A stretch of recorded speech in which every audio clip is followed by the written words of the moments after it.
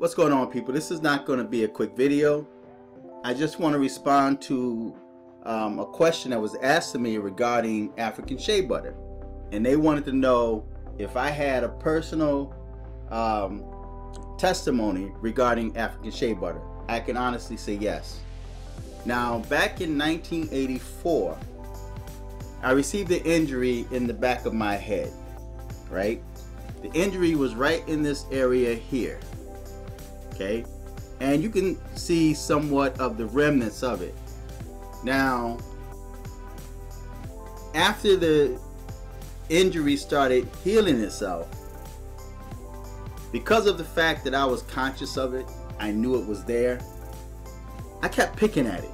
You know, I had a little knife, a little buck knife that I kept picking at. So whenever it scaled up, I'd pick it.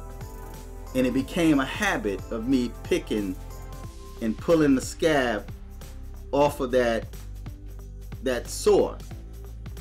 And as time went on, it started turning black. It literally turned black after a certain period of time because I kept picking at it. And it was just a habit. For whatever reason, it was just a habit. I felt back there, and if I felt some type of you know, like the scab is lifting, I'd, you know, take my knife and I'd peel it off, you know, and it leave like a raw, it was like real raw there, and then it healed itself. I'd pull the scab off again and it healed itself. It was just a habit I had, you know. It was back there. It was annoying to know that I had a scar in the back of my head, and I kept picking it. And it became quite noticeable because, you know, people, especially young ladies, would look at that and say, "Oh, what happened to the back of your head?" Ugh. And they were afraid to touch it because it looked painful because I kept picking at it. And they used to tell me, "Stop picking at that. Why do you pick at that? Stop picking at that," right? So as time came on, I learned about African shea butter, right? Because I was trying to find ways of trying to heal that, you know, trying to get that black spot off. And I was thinking, like, maybe I have to go through some type of, you know, skin grafting or whatever to try to get rid of that black spot that was very noticeable on the back of my head. And so I was introduced to African shea butter. So I started using the African shea butter, and over a period of time, I started noticing it was fading away, you know, because I had just gotten the habit of using the shea butter. After I shaved my head, I used the shea butter. And so one day I decided to take the mirror and look, and I'm like, wow, this thing it's just about gone, right? So all of that blackness was like fading away, and it was just about gone. But for whatever reason, I started picking at it, and it became raw again, you know? So the final time I did that, you know, I just said, you know what?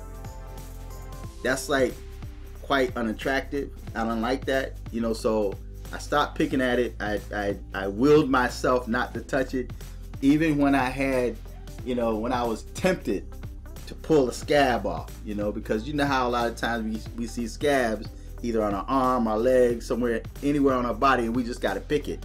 So I had a habit of picking it, right? And so I just had to will myself not to pick that scab, not to pull that scab off the back of my head, right? Because it looked like, actually it looked like it started spreading.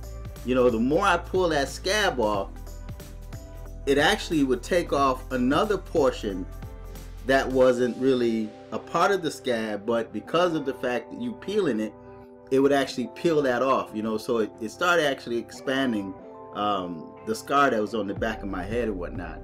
And so I willed myself not to pull the scab off no more, and I just started using African shea butter and the soaps that I talked about the other day in my video. And as time went on, I happened to look in the back of my head, and this is the results of it. It's gone. You can barely see it. Now, you can only see it here because of the fact that the camera, there was a lot of lighting and the camera was like close up, you know, to my scalp. It's like if you were to take your camera and put it close to your face and take a picture, you'll start seeing all of the lines and stuff that you wouldn't normally see in your skin, right? So I took this picture just to show right in this area here is where the scar was, and you can just see like it's not even noticeable, you can't even see it.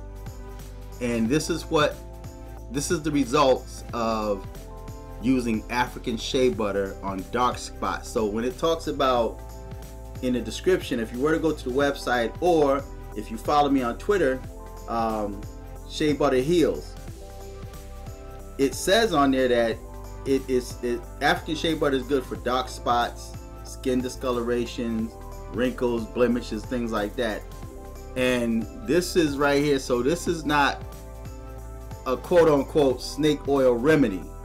This actually works, and there's been studies that were done that prove that African shea butter work. That's why you find African shea butter is in a lot of your soaps, you know, and it's very small percentage, and the stuff they put in your soaps and your lotions really have no effect, okay, because it's somewhat watered down, and they put a very low percentage of African shea butter in those lotions and in those soaps, right? So you'll go to one of the supermarkets and see this lotion with African shea butter or cocoa butter.